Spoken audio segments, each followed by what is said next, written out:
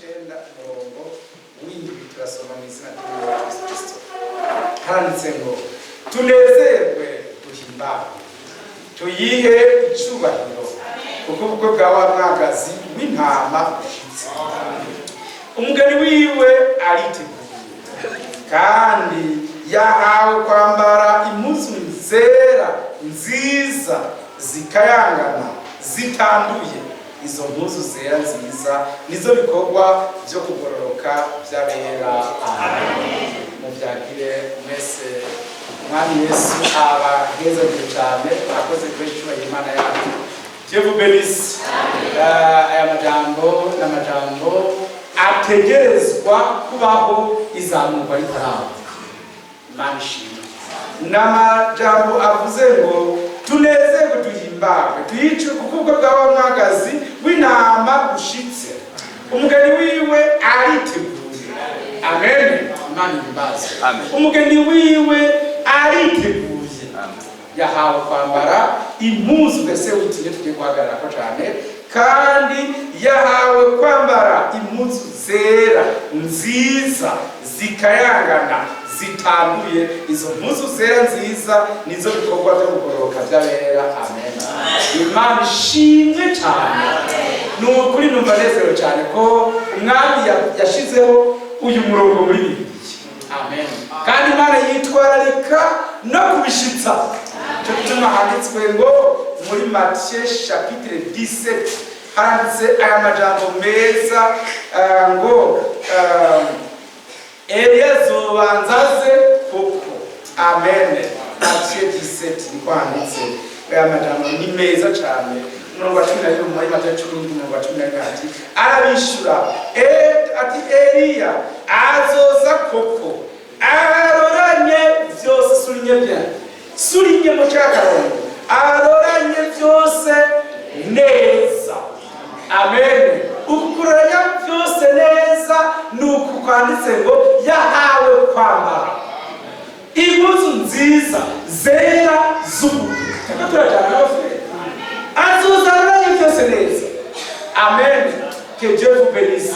Azozaranye byose neza nukuvuga ngo azoza ahe umugeni impuzu nziza zera z'ubukwe. Nibyo bikorwa byo kugororoka by'abera. Mani himbazwa. Ils sont ensemble. Bibiliya ivuze mu cyakozwe mu mangwiki. Actes des Apôtres chapitre 3 haranditse aya majambo twaba turasoma kenshi ariko Umwami ayadutahuze. Haranditse ngo 21 Acte 3:21 ariko ijuru rikwiye kumwakira gushitsa ku bihe byo gusubira guhindura ibintu byose. Epujizi byendera niyahindura ibintu byose byahinduka bishasha. Icyo gihe Yesu azoheza acaza. Est-ce que vous avez compris? Est-ce que mwabitahuye? Merci. Imana ihezagire abafurere babitahuye bose. Donc ni ukuvuga ngo yahawe kwambara impuzu nziza zera z'ubukwe. Bino bikorwa ijuru ritarekura Yesu ngo aze kudutora. Amen. Icyo cyatumye Imana irundi ku muhanuzi w'igihe cyacu. Icyo cyatumye Imana irundi ku mushinga w'ubwenge w'umwizigirwa. Handitse hano muri Luka aya majambo meza ngo azoyiza imbere ari n'ubushobozi bwa Eliya ategurire Umwami Imana ubwoko buroranye. Muri Luc chapitre 1 verset 17 azoyiza imbere n'umutima wa Eliya n'ubushobozi bwiwe ngo asanganye imitima y'abase n'iy'abana n'indabarikwa azisubize ku bwenge bw'abagororotsi ategurira Umwami Imana ubwoko buri parfait. Luka 10:17 ategurira Umwami Imana ubwoko buroranye. Amen. Amen. Farasa ngaha niba mufite farasa ngaha mushobora kumve ntabwo mufite farasa frère peut-être si vous avez une farasa apparemment mchongereza ni farasa oui. Oui. Amen. un peuple bien disposé. Amen. Un peuple bien disposé. Ategurira umwami Imana abantu bari tayari kuzamurwa. Imana ishimwe. C'est merveilleux. Ategurira umwami Imana ubwoko buroranye. Abantu basa nawe. Imana ishimwe. Imana ihimbazwe. Azoyiza imbere ari n'ubushobozi bwa Yehova. Ategurira umwami Imana un peuple bien disposé. Biteguriye kumusanganira. Imana ishimwe. C'est vrai, c'est merveilleux. Byanditse tena hano muri Matthieu 25 aho handitse ku murongo wa 10 hano hafi yanje haranditse aya majambo ngo bakigiye kugura umukwe arashika abiteguye. Voilà, Imana ishimwe. Binjirana nawe mu bukwe urugi rurugagwa. Amen. Ategurira umwami Imana Eliya azoyiza imbere ari n'ubushobozi. Imana ishimwe. Ari n'umutima wa Eliya ategurire. Bibiliya ivuga ngo abari biteguye. Amen. Bahawe kwambara impuzu nziza zera z'ubukwe. Tuduble ngo nivyo bikorwa vyo kugororoka vyabera. Oh, merci Seigneur. Imana ihimbazwe. Aya majambo sindiko ndababwira aya majambo yakahise ariko n'amajambo Imana yashinze gushika mu minsi yacu. Umuhanuzi yabonye abivuga muri adoption. Umuhanuzi yabonye umugeni yataye inzira bariko baratambuka uko bashatse, bataye umurongo, hanyuma ijwi rirasemerera riti mwese musubire ku murongo. Bose basubira ku murongo batambuka neza niyo defile ndende bari barimo. Imana ihimbazwe. Kandi koko abantu baraje mu isi ivyo umuhanuzi umwe wese abisobanura uko yishakiye. Umuhanuzi Frère Frank ati na hamufere yagiye i Buraya azasanga hari imice imigabane irenze 10 bose bavuga ko bizeye message itandukanye kandi bose batumvikana. Bavyumva neza. Abantu bamwe bari mu Magarama, abandi bari Bwoga, abandi bari Nyabututsi, abandi bari je ne sais pas. Bose bizeye message, bose bavuga Branham, bose bavuga Frère Frank, bose bavuga Yesu ko ari Imana, bose bakora ingaburo. Ariko abo bantu ntibumvikane, bose barataye cadence, barataye umurongo. Ariko hashigwaho ijwi ryo kubegeranya. Amen. Nisebere subira ku murongo mwese.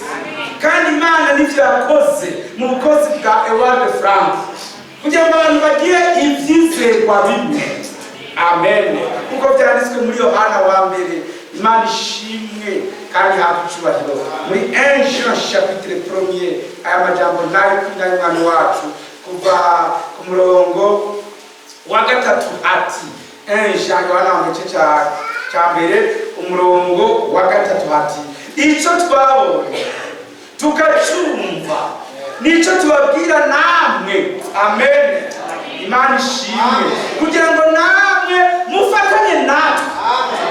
Amen. Frère Jean ati iki cyo twabonye ibyo twakiriye nivyo namwe tubashikiriza kugira ivyizerwa mubera bose bibe bimwe. Amen. Amen. Nuzogende mu Rwanda ngo babahengamiye kwa Nuzenyi, washika muri Kongo ngo babahengamiye kwa Nuze, wana babahengamiye kwa Nuze. Ça c'est toujours de Satan. Je te dis by'umwanzi. Nugere ku Burundi ngo abanga akagace ugahengamiye muri quartier 7. Ngo akagace nako ugahengamiye muri quartier je ne sais pas. Abandi nabo ugahengamiye yoko. Abandi ngo naba bose ngo naba frère. Ibyo bintu nibikorwa by'umwanzi. Ibikorwa by'umwanzi. Ibikorwa by'Imana nukwegeranya abaturanijwe bose. Kandi Imana yarungitse ijambo ryayo mu minsi yacu kugira abantu bagire ukwizera kumwe. Bagire na mpemu umwe. Amen. Bagire n'umubatizo umwe. Amen. Bagire n'iciziro kimwe cy'ihamagarwa ryacu. Bizere bimwe batahure kumwe. Imana ibaze. Amen. Munani yiderobe ngo agomba ngo je nari ngizidiye kuzotangura kuzenda kwita umugore kubera arashavuza mugabo ngo batubwiye yuko ibyo tuzokora byose mu majambo no mu bikorwa tubikora mu izina rya Yesu Kristo yamwasi kofi ngo ndari kubise mu izina rya Yesu hama gacavuga ati nta probleme kazimana ari kubise mu izina rya Yesu ibyo nibibe ngo batware iby'Imana ukutariko bafata ibya Frere Branham bambara ibya bikofero byagutse yambara agiye guhiga n'amajinsi shati n'intuze ngo nane ngo nambaye nka Branham ngo ndi mumpemu wa Branham n'umwemu wa Branham nazanwa n'impuzu mwebwe yari muri Branham yazanwe n'Imana isumba byose kandi niwe yari muri Maraki yamutangaje kandi mwamara isawa kandi niba bambara ku mpuzu n'izizana mwemu kandi ngo abantu baje muri eglise bagura kanuma ngo ko Yesu kamuje ko umwemu yeraje n'ubukozi mira nimba bagatunze ngaha mukaje mukabona hejuru ngo muce bugufi mwese umwemu yera yinjise bitamusire twe nitwahawe umwemu yera w'inuma twawe umwemu yera ava ku Mana isumba byose ngo n'ubupfumu ntagira abantu bavuga ngo mbonye imbeba hari abantu twagiye kwigisha muri Pentecost iyo twagiye n'ikinga bayitamo sinyamukazi y'abagenzi twagiye kwigisha muri shengero tubona akayabu kavuye kandi ngo abadayimoni akayabu kabushinze inzira none karabushinze inzira hama kakaba kabonye abantu kakahunga soso padedenu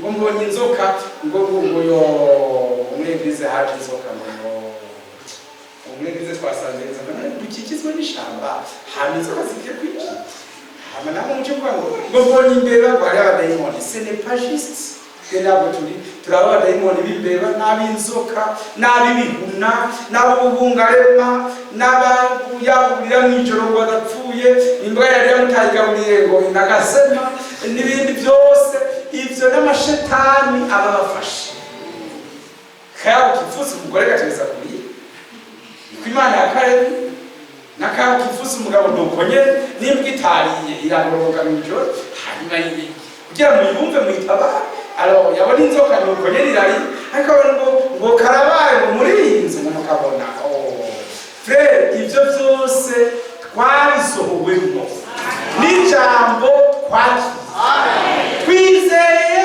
Yesu Kristo wenyene niwe mugabo adahemuka imbabazi wanyu ngo zari impuzu ngo uke pfona zo kumbe mwakubuye zose murazigeza mwazisigarira n'ibitari zizorujya n'ibikiyana zirya kwe nta hantu ntangazi ngo bagiye gupfona bazokora ngo zari impuzu frère ibyo bintu mu bihebe abana b'Imana isumba byose bizeye Kristo Yesu nidupfa dupfiriye mu Mwami nitwazuka nibazotuzura mu bapfu afise inkomezi yarazutse mu bapfu kugira ngo tuzukane ubuzima bushasha amen individuve nimba mugomba ndababwire nk'umwarimu muri maternelle ni ukuvuga tufise ivyiyumviro bishasha. Est-ce que vous comprenez bien?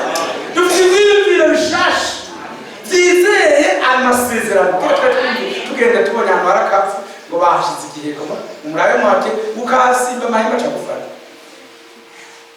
watarutse gusa ngo ntubitaro wagera ku gishima cyango cy'inzu uvyutse mu gatondo umurabe utambuzi yarahimbye twabibayemo tufise ubwoba bw'urupfu ariko noneho frère umwami wacu yaje yambara umubiri upfa. Amen. No kuvuga umubiri utemberamo amaraso. Cyo tubona mucumiza amaraso arafa. Buryo bamucumita yazutse n'amaraso ariko. Ikiyo mucumita yazutse. Umunsi yazutse yazutse nuko batari kumushobora. Cyo mucumita n'amaraso ariko mfana yari nuko amaraso ava mu bijumbo bigaragaye ko yakuye. Frère ndabasabye mu byumve. Rero kuvuga ngo tuzotwambara imibiri idapfa. Amen. Tuzotwambara imibiri idapfa. Mani hibazo. S'il vous plaît, frère, d'ailleurs vous frère à de nouvelles pensées. Parole de difficile vivre. Et comme tu as dit que ni viens de bien là, ce sont les saints écritures. Tu as dit à nos livres. Difficile les pensées de Christ. Et nous avons les pensées de Christ. Dans ce micro nous va manishi mu cyo cyakabiri. Alors comme on va tunaga tandatu ati ninde ariko nta gice cya kabiri mu cumi na gatandatu. Ninde yigeze kumenya ibyiyumviro by'Uhoraho ngo yigishe Uhoraho? Ariko twebwe amen, dufite ibyiyumviro bya Kristo. Amen, twebwe dufite ibyiyumviro bya Kristo. Amen. Nous avons les pensées de Christ. Nous avons les pensées de Christ. Imana ibahezekere cyane. Bien mes frères, turi muri bene ibyo bintu byabandoze, hariho ndiko ndabivuga indi mbere yanyu ko nzi hari abafrere hano bakija ku bapfumu. Ari bakija ku bapfumu. Abo bantu ntibaravuga ubwa kabiri, ntibarahura n'Imana isumba byose. Sinabakizwa, sinabakatolika, njyane bari munsi y'abayisilamu. Ntabwo tworumye tunabavuga. Abo bafrere n'abasere bumva umenga abamamagaye ku telefone ashaka amayinite menshi ngo hari vendredi ambyukirako yenteye mwako ambyukirako ngo hari abagore babiri ngo bagiye kukogesha kuko kuguru kwawo umuntu rero arajako nzi ko ari baba muri prison, ariko sanga nashizemo amayinite menshi nande nti ikajya konsome numva. Hanyuma byagenze gute? Abo batwaye igitambara bari bameze gutya, abo bagore araja barambwira ibintu byinshi, amayinite ya mbere rahera ndakumva biraheze urakoze, ashiramo na ya kabiri. Hanyuma ndavuga nti umuntu n'umwe terukaho kwihe, ndabwira nti uramba barere niyo nomero ntanayikuka rero. Alors s'il vous plaît, abo bantu bariko kandi bamwe n'abafrere abandi n'abase, ariko umwami Yesu abibakize bose. Amen. Bibiliya ngo yahawe kwambara impuzu nziza zera. Amen.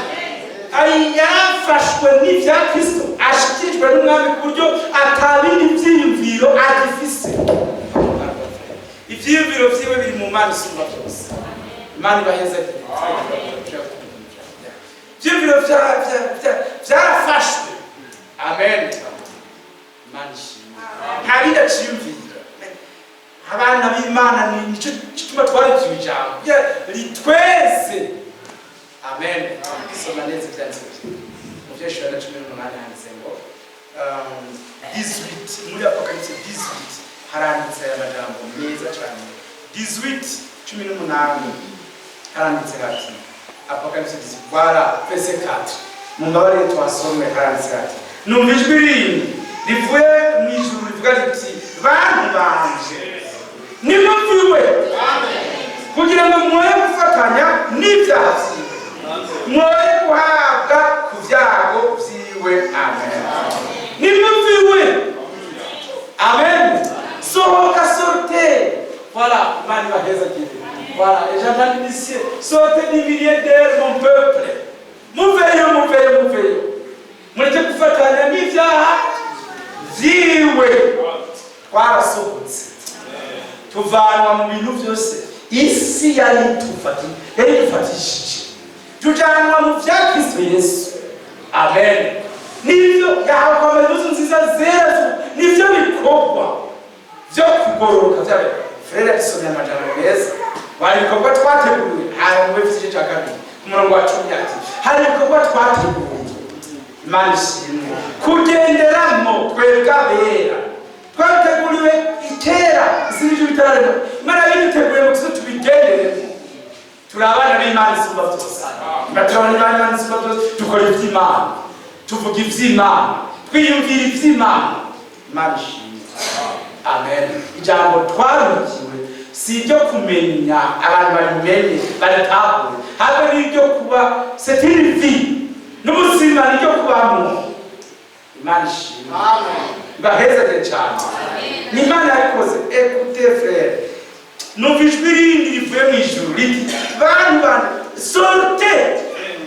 Muteza gusohoka mukava muri utwo tuntu twose twa Satani. Nimba ari nyamaro turabivamo. Frere murabyumva? Ese abasore nawe frere barabyumva? Nimba ari gusokoza ntidusokoza nkabo. Frere Branham avuze ngo murasokoze neza ariko mwirinde musokoze ntabisi.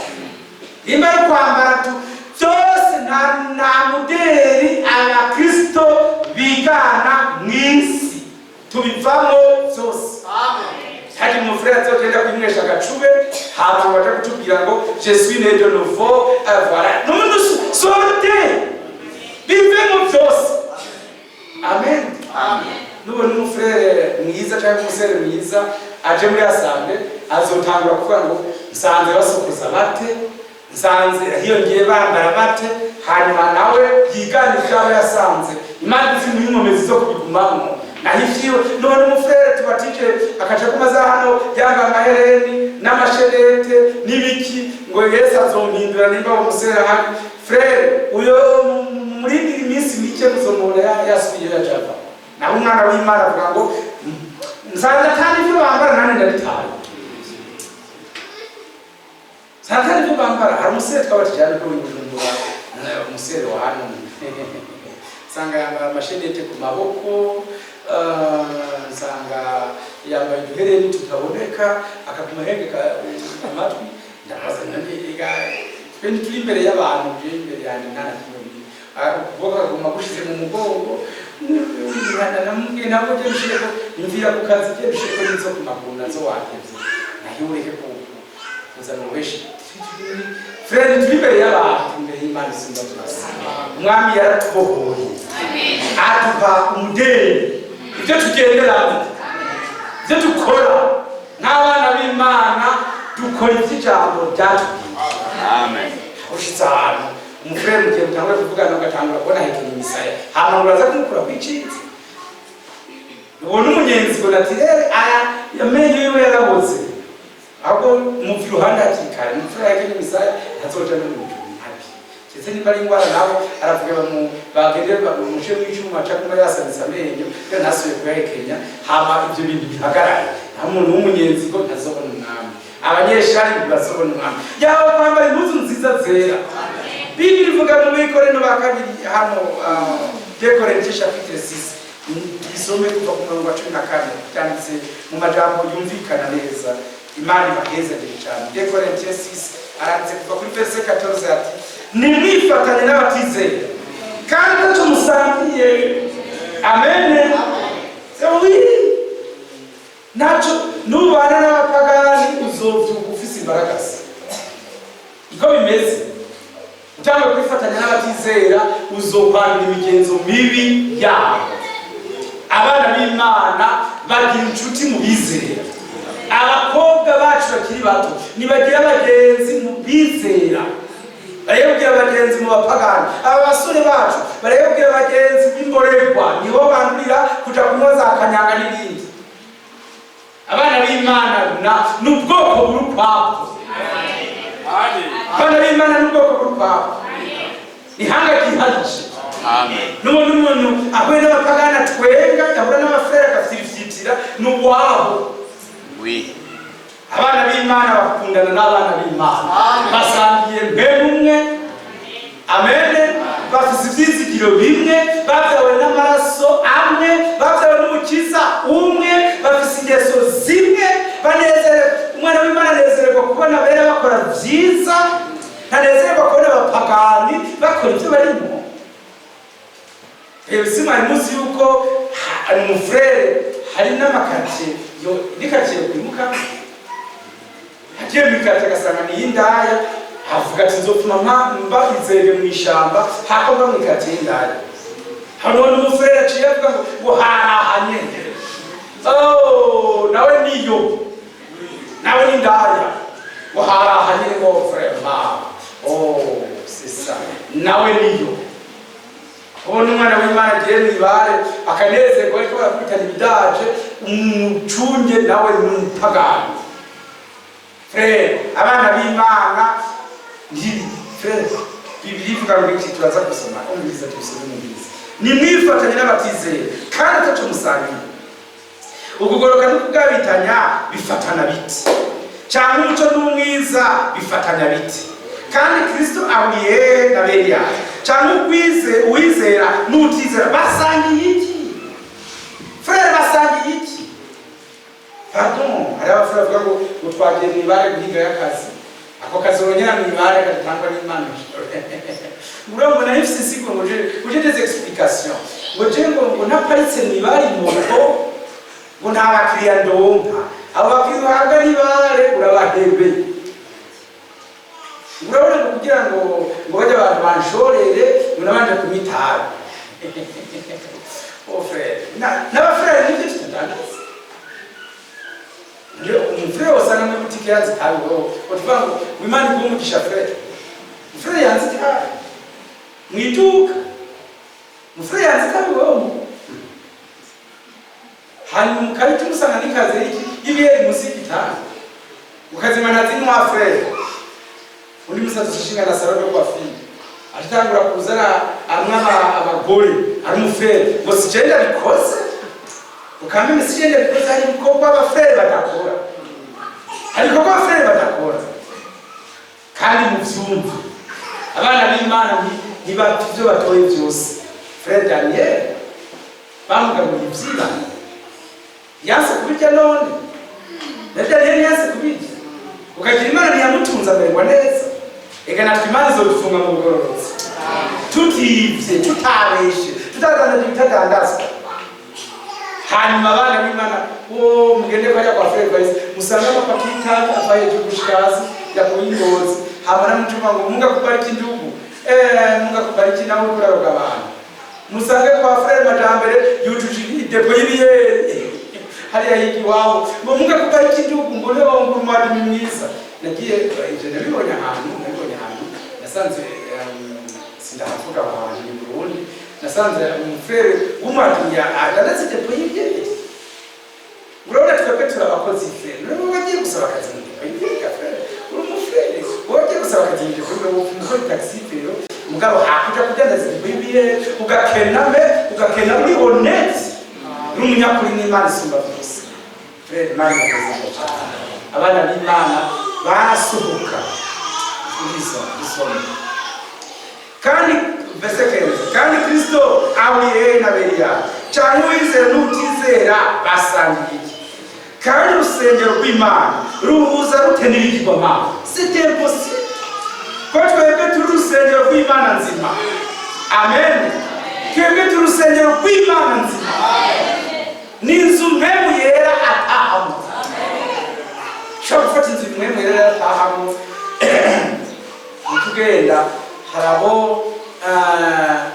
kugira babahenda abantu asa n'umuvyo nk'uko kwanje murana ko nirabura n'amakara agacafata ibintu siza bayiyo mama akahoma kushe ya mbere kushe ya kabiri ya gatatu ugasanga citse rushi kacaba rushi bas ngabure mwibarabara ntuna mumenye ntushobora kumumenya ni rushi uye yagenda muri dushe ubuzi nireshide zirahomba akanyukuri kushe ya mbere zo umuri bigori nabo bakabafisa bakari ntabo barakora umuntu akumarira amasabune abiri kugira ngo umuri uwo mwanda yisutseko ibintu atazi niyo byakorewe kubera ko mutanezererwa icimana yabagize yakuremye urumwirabure cima Imana isumba byose amen hariho n'abaje wabikoreye ngo hari ku munsi wa mariage ukugira amafoto atoka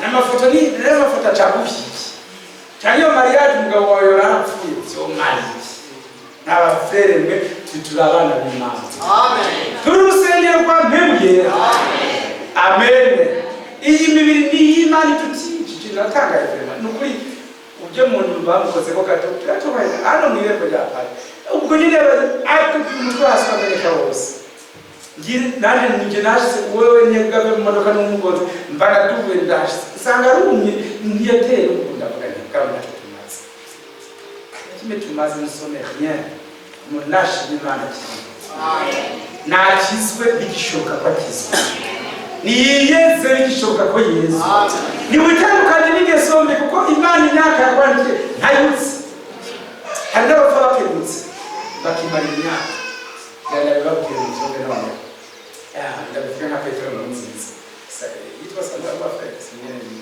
ja sogoko wale alors yavuze ati hari mu nama ati umuntu narya inyama nyinshi je ntazambaze hazogera igihe ibyo yandikiwe abiheza azosubira nanywa inzoga nyinshi ntazambaze hazogera inzoga yandikiwe azira uziheza gute bigeze gutera indwara kwa muganga bashobora ngo ntuzusubire inyama izo wandikiwe wazira alors none abafrere nabo mwari muzi ko umufrere ashobora gupfa imyaka yandikiwe itaragera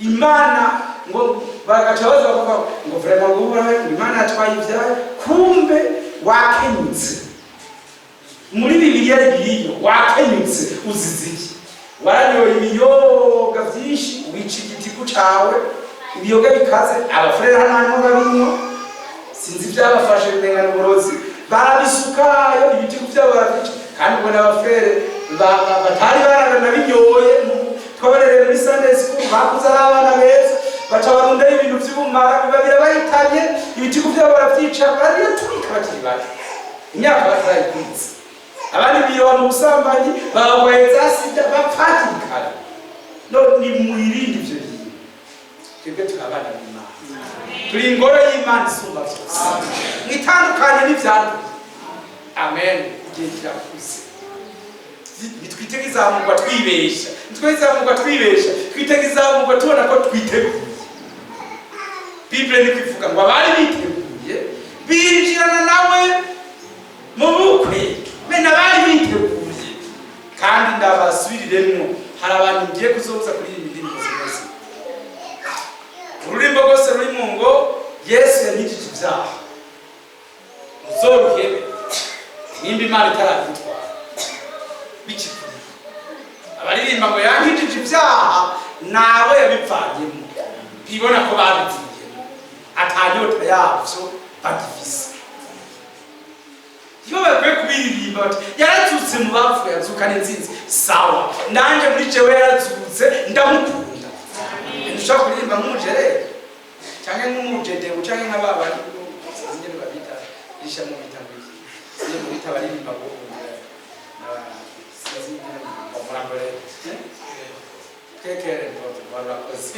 alors donc kuvuga ngo abo bantu baririmba kuririmba je hadi wande namanda hatangaye kuri nkuru nziza bari mu twigiporoti kandi barabonye ubu haje mu katonda ndakubwira ni mu misa nenda abantu baca bahinduka mu ruvuvu ziri plus uko bakeneye umuntu banezereza ariko twebwe suko bimeze twe turabana b'Imana dufite parole njyatwa mu misirima mu ngitsi uzoza wumva ngo arawa hajya nyine muri detse yayindi nyene kiburi mu bya nyine kandi babandi nyene bambaye amakanzu nyene aro byeneme biturabo twe turabana b'Imana twakiri ijambo c'est une substance rifise ubuzima rifise ingufu zihindura amen frère cyasuye umwami wacu mu bapfuye natwe cyatuze tubana mu vyaha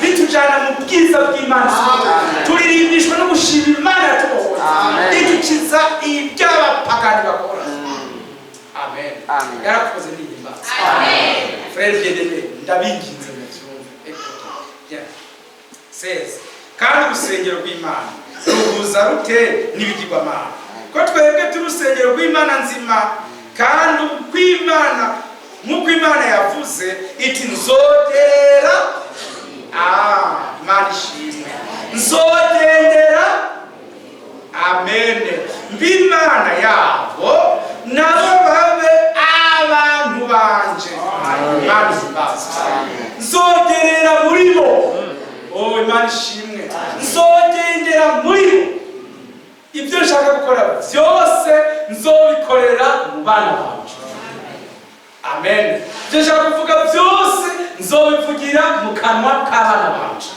isero mabushi bazoba akanwa kanje baba amaboko yanje baba amaguru yanje nzogendera muri bo Imana ishimwe yewe ndabinginze mu byakire n'umutima wanjye wose ntidushaka abafrere n'abasere bisi bambaye urushako rw'intama rukwiyereje inyuma ariko indani barapfuye n'abana b'Imana ari bazima bakora ibikorwa by'Imana isumba byose. Nta bikorwa by'umwijima dukora Imana ituriye idutandukanye navyo. Ibintu byose ubona ukora winyegeje abantu, winyegeje abafrere, byose n'ibikorwa bya Satani n'ivy'umwiza. Vive la lumière. Amen. Izuba ry'ubugororotsi ryaraturasiye rifise ugukiza mu mababa yaryo. Amen. Frère, écoutez bien. Igihe izuba Imana avuga ngo umuco ubeho, nuko hari imbuto zihambwe munsi y'amazi, zihambwe mu ivu. Ni sawa? Imana ivuze umuco wera ifite intumbero ihambaye yuko za mbuto zose zihambwe mu ivu zivanwayo. Alors, niba Imana yarungitse ijambo ari ryo muco, nuko hari imbuto zayo mu isi ikeneye kuvanayo. Hari abafrere babawe mu byaha ikeneye kuvanayo, nibo mwebwe. Umuco waratwakiye kugira ngo izuba riturasire ridukize, tuba abana b'Imana isumba byose, bahimbaza Imana mu mutima wabo wose. Amen. Nuko muve hagati y'ababandi 17 mubitandukanye ni kuhoraho. Si Paulo bivuze. Non, frère Paul achetement dit ainsi dit le Seigneur. Amen. Ainsi dit le Seigneur. Frère Frank natangaye. Imodoka yapfuye pompe ya essence yarapfuye ishobora kwaka. Frère Frank Imana mugira ngo genda umubwire ujya musere yatse imodoka hanyuma Imana Frère Frank ati ainsi dit le Seigneur. Nikolakiza atse imodoka utaje. Umusere baratanguye ngwereka haje abahinga bakomakomeye kuri ino modoka nawe ati ceceka kora ibyo mubwiye mu izina ry'Uhoraho. Ega namwe mubyumve nimukora iby'ijambo ryatubwiye. Muceceke nta siguro n'imwe iyo bavuze ni kuhora yagize nta siguro isubira. Amen. C'est exécuter. Ni gukora nikora yagize ni kuvuga nta mpastora bibazwa na eglise bibazwa na abana b'Imana kushira mu gihe. Amen. C'est Dieu. Murakoze Imana bayigirire. Imana ibamugisha. Murakoze cyane. Yesu abahembye cyane. Amen. Twishime mu maboko y'Imana isumba byose. Ewe Kristo mutwaro warawiretse. Imana arakoze bona yazize icyubahiro.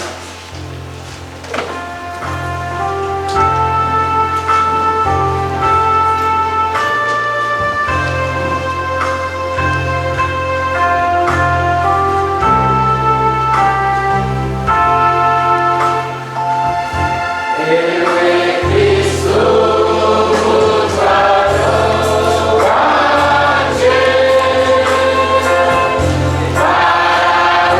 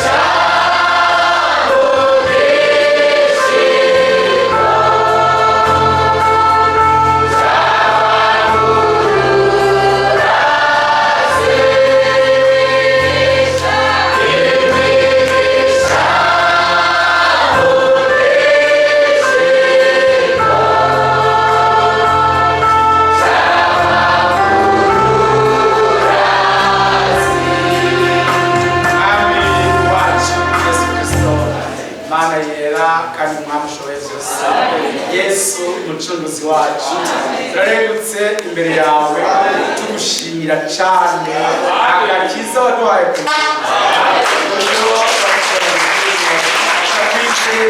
ijambo rizima rikaduhindura ibyaremwe abagendera mu ijambo ryawe, abafise inyota yo gutungana, abafise inyota yo kugororoka. Warakoze ntuhimbaza.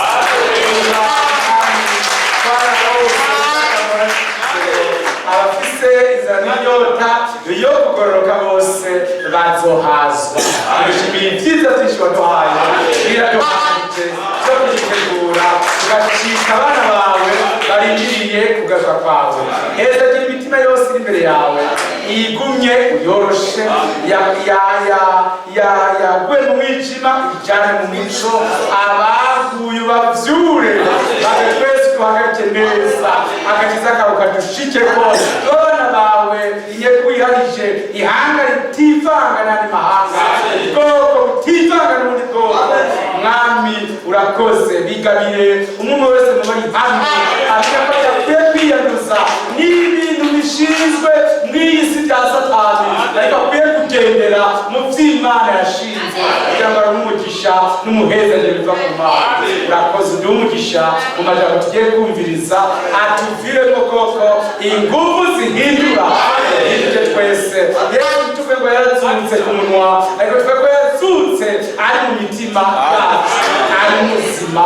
Tubisabye mu izina rya Yesu Kristo. Amen. Imana ibahe umugisha.